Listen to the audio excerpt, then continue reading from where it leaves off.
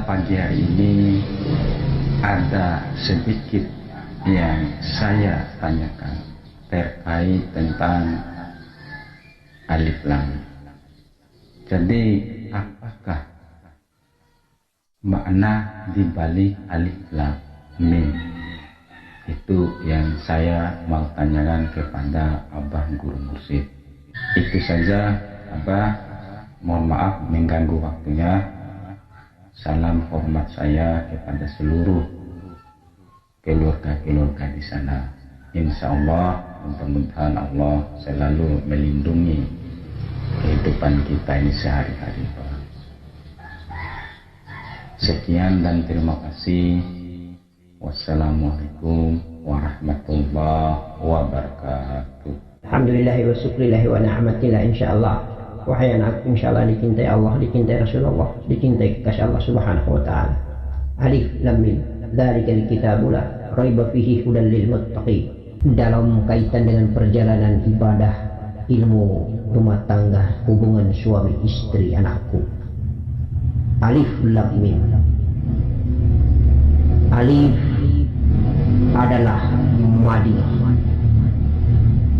wadi, lamnya, mimnya adalah madi, madi, wadi, mani, manikam, madi. Nur Muhammad masih berwujud api, angin, air, tanah. Wadi, lam, Nur Muhammad sudah berada di pepohonan, sayuran, alam semesta yang menjadi bahan makanan dan minuman manusia di muka bumi. Kemudian mani, Nur Muhammad telah berpindah ke alam mani, pepohonan, makanan, minuman sudah diasupi, sudah disuplai oleh manusia. Maka Nur Muhammad berpindah dari alam wadi menuju ke alam mani. Madi, wadi, mani. Kemudian berhubungan suami istrilah antara seorang suami dan istri. Alif ketemu ba, maka terpancarlah mani itu, manikam namanya. Alif lam mim ra, alif lam mim ra, alif lam mim ra. Madi, wadi, mani, manikam. Alif lam mim, anakku, insya Allah sebuah rahasia di dalam peribadatan hubungan batin suami istri. Itulah perjalanan garis besar teknis amalia rumah tangga suami istri, anak. Alif lam mim, dzalikal kitabu la raiba fihi hudal lil muttaqin. Di dalam terowong Ka'bah ada 9.999 pecahan daripada serman. Kemudian masuk di sekitar 99 terowong alam rahim. Insya Allah luasnya 99 terowong itu terjadi majdub dan jadab. Kuasanya Allah subhanahu wa ta'ala untuk menjadikan manis menjadi darah, darah menjadi daging, daging menjadi tulang, tulang menjadi kulit. Insya Allah itulah 4 lapisan, 4 sulap tubuh asal manusia. Alladzina yu'minuna bil ghaib wa yuqimunas sholata wa mimma razaqnahum yunfiqun. Karena melalui pemahaman dan pengertian yang jernih, mengerti ilmunya tentang alif lam mim, kemudian dzalikal kitabu la raiba fihi hudal lil muttaqin, maka asal muasal tubuh kita, kemudian kita mengaplikasikan dalam beribadah batin, kemudian kita melaksanakan sholat jasmani sempurna dan lengkaplah. Alladzina yu'minuna bil ghaib wa yuqimunas shalah wa mimma razaqnahum yunfiqun. Allah berfirman dengan mengisyaratkan bahwa apabila engkau sudah mengerti ilmu alif lam mim, engkau sudah mengamalkan alif lam mim dalam beribadah, maka tegakkanlah sholat syariat jasmani di atas sajadah, maka engkau faham. Karena Allah mengatakan bahwa imani dulu gaib, baru kau dirikan sholat, baru bagi rezeki. Karena hakikat sholat itu gaib, rezeki itu juga gaib. maka yakin dan percaya akan adanya gaib dulu, baru kau amalkan sholat. Itulah disebut dengan sholat batin, sholat rumah tangga. Insya Allah, sholat di atas sajadah sebuah korelasi yang secara hakiki dimaknai oleh Allah Subhanahu wa Ta'ala atas kita tentang alladzina yu'minuna bil ghaib wa yuqimuna shalah wa mimma razaqnahum yunfiqun. Rezeki ada di rahim. Mari kita jemput rezeki itu dengan melaksanakan sholat yang sempurna. Oleh karena itu dalam pelajaran BMI ini sangat mementingkan tentang kualitas membersihkan istinja dan beribadah batin suami istri. Baru mengamalkan tafakur ilallah, sholat doa, zikir nafas nama, dengan tidak boleh meninggalkan sholat syariat biar sampai saat. Karena itu adalah keutuhan dan paripurnanya darah daging tulang kulit kita, jasad zahir kita. Alif lam mim dzalikal kitabul la raiba fihi hudan lil muttaqin. Alif itu zat Allah, lam itu sifat Allah, Nur Muhammad namanya, mim itu asma Allah, Muhammad namanya. Dzalikal kitabul la raiba fihi hudan lil muttaqin. Al-Quran itu af'al, kitab Allah yang memberikan petunjuk, yang mengamalkan perbuatan daripada sifat Allah, yang mengamalkan perbuatan daripada Nur Muhammad, yang mengamalkan perbuatan daripada sifat 20 yang ada di lam. Oleh karena itu maka alif lam mim. Alif adalah Allah, lam adalah Nur Muhammad, mim adalah nama asma daripada zat Allah yang bernama Nur Muhammad. Kemudian terjemahan dan aplikasi, aktualisasi dalam kehidupan lapangan pribadi. Itulah kitab Al-Quranul Karim sebagai pedoman, petunjuk hidayah. Kitabil huda, kitabil huda, kitabil huda.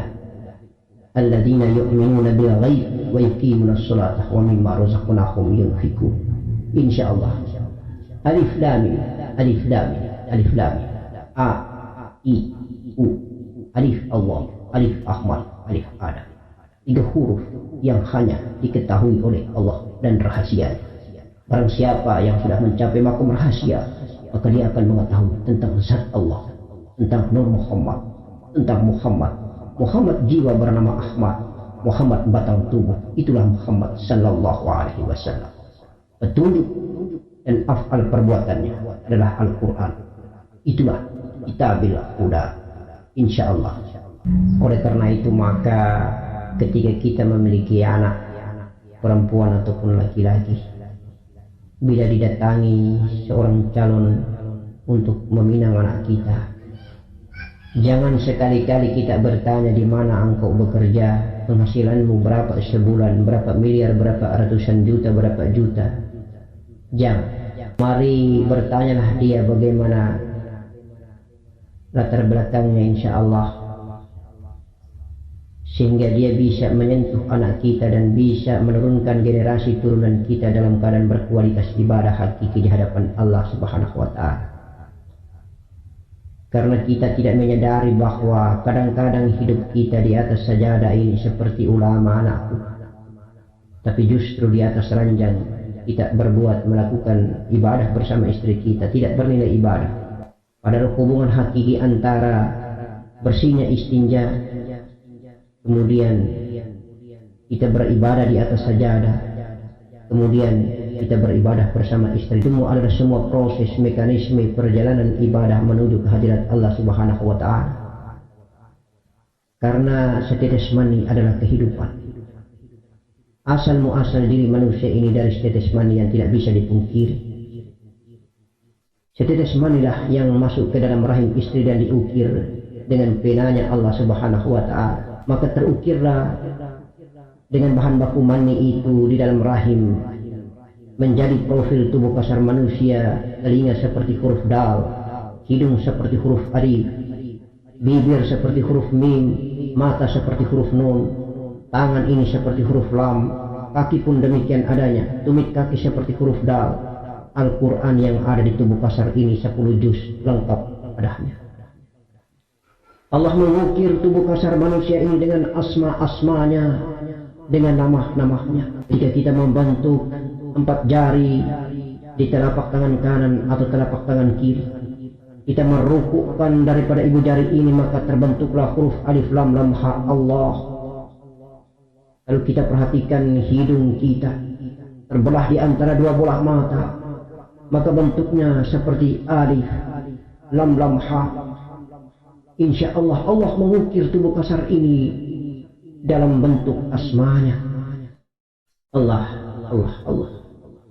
Oleh karena itu banyak manusia tak berdaya memahami bahwa ibadah itu hanya di atas sajadah, padahal aktivitas hakiki daripada ibadah di atas sajadah itu justru kita mendatangkan kenikmatan itu ketika kita pulang melepaskan sakratul maut, pamitan antara nyawa dan raga ini pun dalam keadaan nikmat mani. Itulah mati rahmat namanya, bukan mati laknat. Jangan sampai kita mengaku diri sebagai orang yang paling soleh di atas sajadah, tetapi justru kita meninggalkan dunia dalam keadaan meninggalkan tinja. Itu mati laknat namanya. Summa na'udzubillahi wa na'udzubillahi min dzalik. Oleh karena itu kenal diri bukan hanya sekedar mi'raj dan pesiar.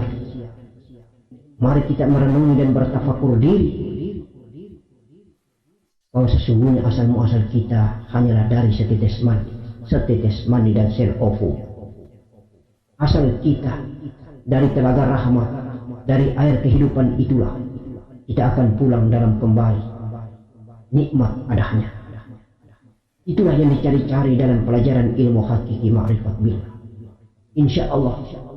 Untuk itu jangan kita terlalu glamour dan kita terpedaya dengan indahnya perjalanan, dengan penglihatan kasaf mukasafah ghaibiyah. Tetapi mari kita renungi, pegang dan awetkan dasar istinja dan ilmu batin kita ini dengan baik dan sempurna. Ibadah batin kita bersama suami istri ini dengan sempurna.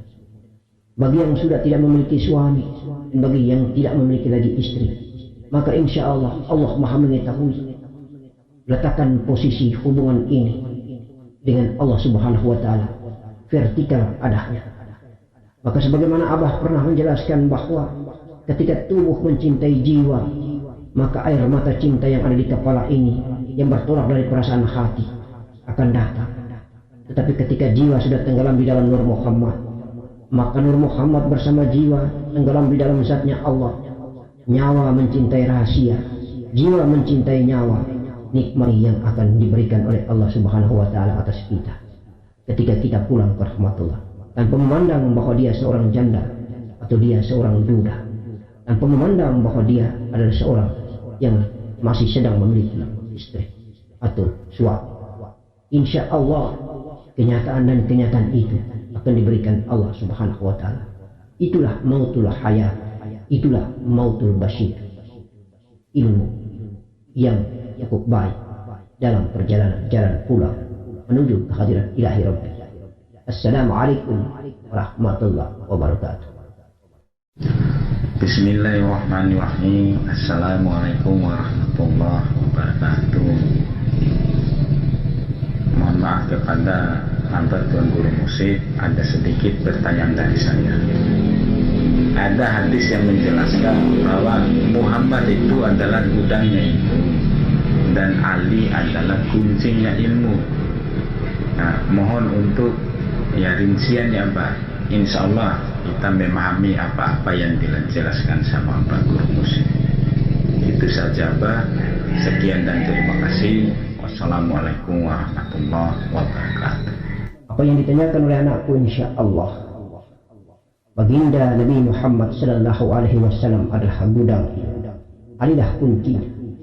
Karena Ali tercipta dari kalamnya Nur Muhammad. Insya Allah. Maka dalam kehidupan sehari-hari, dalam perjalanan sehari-hari, sesungguhnya Datuk Sayyidina Ali radhiyallahu anhu karamallahu wajh, hampir totalitas semua ilmunya Datuk baginda Nabi Muhammad sallallahu alaihi wasallam berada di tangan Datuk Sayyidina Ali.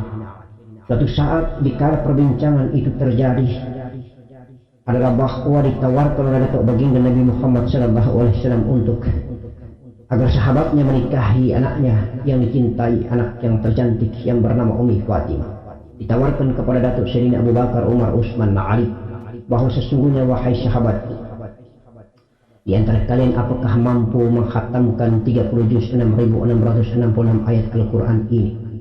Insya Allah siapa yang mendahului menghatamkan Al-Quran ini, maka dia berhak untuk menikahi Fatimah anakku. Kemudian 4 sahabat ini melakukan khataman Al-Quran itu. 3 sahabat Abu Bakar, Umar, Utsman, insya Allah membacakan ayat suci Al-Quran ini, Al-Furqanul Aziz, mulai daripada ayat pertama hingga sampai dengan ayat terakhir. 6.666 ayat dibacakan secara habis gerondongan. Tetapi justru Datuk Sayyidina Ali yang tidak pernah mengeluarkan zahir kalimat dan kata-kata, hanya berdiam. Malah Datuk Sayyidina Ali mengatakan bahwa aku sudah mendahului dan sudah membacakannya, sudah menghatamkan. 3 sahabat ini ketika menghatamkannya lalu menjadi terkejut. Mengapa Ali tidak membacakan dan tidak menzahirkan? Kami tidak mendengar kalimat bacaannya itu keluar daripada lisan Ali. Tetapi Ali mengatakan dia telah menghatamkan Al-Quran, wahai Rasulullah. Bagaimana mungkin dia tidak menzahirkan dengan mengucapkan ataupun membacakan lisan kalimat kata per kata dari ayat pertama sampai dengan ayat terakhir, tetapi dia justru mendahului menghatamkan Al-Quran 6.666 ayat ini. Ya Rasulullah, masing-masing mengkomplain siapa yang mendahului atau menghatamkan Al-Quran itu. Kemudian Rasulullah bertanya, Ali, apa yang kau baca hingga membuat engkau mendahului daripada 3 sahabatmu yang lain? Ali mengatakan, aku membacakan 3 kali surat Al-Ikhlas, Qul huwallahu ahad, Allahus samad, lam yalid wa lam yulad wa lam yakul lahu kufuwan ahad. Bukankah engkau telah bersabda, wahai Rasulullah, apabila membacakan 3 kali surat Al-Ikhlas ini sama dengan menghatamkan Al-Quranul Karim 30 juz 6.666 ayat. Maka sabdamu itu aku mengamalkannya ya Rasulullah. Itulah ilmu. Ilmu ini hanya didengar oleh Datuk Sayyidina Ali radhiyallahu anhu, sementara 3 sahabat yang lain tidak mendengarkannya. Karena itu maka Datuk Baginda Nabi mengatakan bahwa Ali, engkaulah pemenangnya, nikahilah Fatimah anak. Hal ini menjadi makna dan iktibar yang kita petik bahwa hampir totalitas 99,9% insya Allah mudah-mudahan ilmu milik Rasulullah adalah ilmu milik Datuk Sayyidina Ali radhiyallahu anhu. Oleh karena itu maka Datuk Baginda dalam sabdanya mengatakan bahwa aku adalah gudang ilmu, adalah kuncinya. Karena kunci adalah merupakan pintu yang harus dibuka dengan kunci. Membuka pintu adalah kunci. Maka untuk mendapatkan rahasia ilmu terbesar dalam khazanah rahasia ilmu milik Rasulullah harus diawali, harus berhadapan dengan Ali. Karena Ali lah memegang kunci. Insya Allah dalam syariat seperti itu, anakku. Terima kasih kepada Tuan Guru yang begitu luar biasanya menjelaskan, memberikan rincian terkait dengan Alif Lam Mim, terkait dengan Muhammad gudangnya ilmu, Ali adalah kunci. Alhamdulillah pada waktu dan kesempatan ini saya telah dibukakan akal pikiran hati saya, dan insya Allah saya mengetahuinya. Insya Allah apa itu gudangnya ilmu dan apa kuncinya ilmu, alhamdulillah Allah, saya menerimanya dengan sungguh-sungguh lewat perantaranya Abah Mursyid. Asyhadu an la ilaha illallah wa asyhadu anna Muhammad Rasulullah. Allahumma salli ala Sayyidina Muhammad wa ala alihi Sayyidina Muhammad. Amin ya rabbal alamin. Alhamdulillah begitu luasnya, begitu dalamnya kajian itu sehingga disaksikan oleh seluruh jagat raya ini lewat perantaranya Abah Mursyid, sehingga membuat hati saya dan hati Abah itu tidak dapat terpisah walaupun jauh di antaranya. Abah di sana maupun di sini itu tidak dapat terpisahkan. Dan saya selaku pribadi tidak dapat ungkapkan lagi apapun itu, cukup merasakan yang sangat-sangat dalam. Terima kasih sebelumnya. Alhamdulillah, ada tambahan pertanyaan dari saya. Bagaimanakah tahiyat awal yang sebenarnya dan bagaimanakah tahiyat akhir yang sebenarnya? Itu saja pertanyaannya, Bah. Lebih dan kurangnya mohon maaf. Sekian dan terima kasih. Wassalamualaikum warahmatullahi wabarakatuh. Alhamdulillah wa syukurillah wa ni'matillah, insyaallah. Tahiyat awal dan tahiyat akhir sebenarnya. Tahiyat awal itu adalah terjemahan daripada atau dilahirkan pertama sekali pada saat hadirnya sifat Allah, Nur Muhammad dari zat Allah. Sebuah tahiyat awal adalah gambaran yang rahasia di atas rahasia, di alamul hakikat, di alamul ma'rifat, di alamul rahasia, di atas rahasia, maqam sirrun ala sirri. Terjadinya selawat dan syahadat pertama sekali adalah pada saat zat mengadakan dirinya bernama Nur Muhammad atau sifat Allah itu. Hadirnya Nur Muhammad itulah terjadi disebabkan karena adanya selawat. Setelah selawat hadirnya Nur Muhammad, baru Nur Muhammad melakukan kesaksian atau syahadat pertama. Bunyi syahadat pertama dan bunyi selawat itu dari pandangan mata hakiki dan ma'rifat atau ilmu ma'rifat dan ilmu hakiki yang rahasia di alam rahasia itu beda dengan sebutan secara zahir yang telah kita lakukan selama ini. Insya Allah yang terpenting makna yang kita ambil adalah bahwa awal hadir dan terciptanya syahadat dan sholawat adalah pada saat zat Allah menghadirkan ciptaan yang pertama atau menghadirkan dirinya yang pertama bernama Nur Muhammad. Oleh karena itu insya Allah pada saat tahiyat awal, lihat saja dalam bentuk duduk kita, membentuk huruf dal yang berdampingan, membentuk huruf lam awal dan lam akhir yang berdampingan. Insya Allah kalau kita melihat dari sisi belakang, maka dua telapak kaki kita ini, satunya bertakluk, yang satunya berdiri tegak fondasi dalam melakukan huruf dal. Kemudian maknanya bahwa salawat dan syahadat ini belum disaksikan oleh hamba-hamba Allah yang lain, karena pada saat itu yang tercipta atau baru yang ada hanyalah Nur Muhammad, belum ada ciptaan-ciptaan lain. Oleh karena itu ciptaan-ciptaan lain belum melakukan kesaksian atas ketuhanan Allah dan kerasulan Nur Muhammad sebagai utusan dan sebagai hamba. Kemudian pada saat tahiyat akhir, maka tahiyat akhir adalah merupakan syahadat hidup dan selawat hidup yang lahir pada saat hadirnya Nur Muhammad dan nur-nur para nabi yang lain di alam lil salam. Pada saat alam pertama pengikraran akidah, salawat hidup dan syahadat hidup ini adalah terjadi di alam lil salam, di mana Allah ketika mengadakan Nur Muhammad ini dalam bentuk sifatnya, kemudian dipindahkan ke alam nur, kemudian ke alam kalam, kemudian ke alam akal, lalu nur zat Allah ini kembalikan lagi semuanya itu Nur Muhammad ini ke dalam zat, lalu menghadirkan lagi Nur Muhammad bersama nur-nur para nabi yang lain. Di saat itu terjadilah alastu bi rabbikum qulu bala syahidna yang pertama.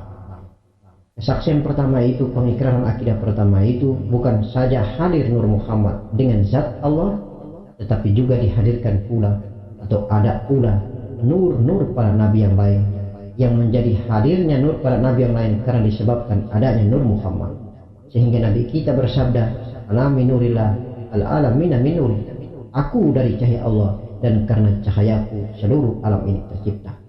Insya Allah syahadat lengkap, syahadat hidup, salawat lengkap, salawat hidup terjadi pada saat alam lil salam. Alastu bi rabbikum qulu bala syahidna. Kata Allah, bukankah aku ini Tuhanmu? Alastu bi rabbikum. Kemudian semua nurnya para nabi dan Nur Muhammad pada saat itu menghaturkan, kami bersaksi. Qulu bala syahidna, bala syahidna, bala syahidna. Kami bersaksi bahwa engkau adalah zat Allah Subhanahu wa Ta'ala, dan Nur Muhammad adalah utusan, adalah abdi, insya Allah. Maka ayat akhir itu tercipta pertama pada saat di alam lil salam, sedangkan tahiyat awal tercipta pertama di alamul hakikat, alamul ma'rifat atau alamul rahasia, di atas rahasia, sirun al sir, insya Allah. Maka tahiyat di alam sirun ala sirin ini, alamul rahasia di atas rahasia ini, disebut dengan tahiyat awal, syahadat awal, sholawat awal. Kemudian tahiyat sempurna, tahiyat lengkap, syahadat lengkap, sholawat lengkap terjadi pada alam yang berikut bernama alam irsalam. Kemudian disempurnakan lagi pada saat perjalanan Mi'raj baginda Nabi yang sudah menjadi jasmani, yang sudah menjadi af'al, dimi'rajkan, dibuktikan lagi di alam mustawa.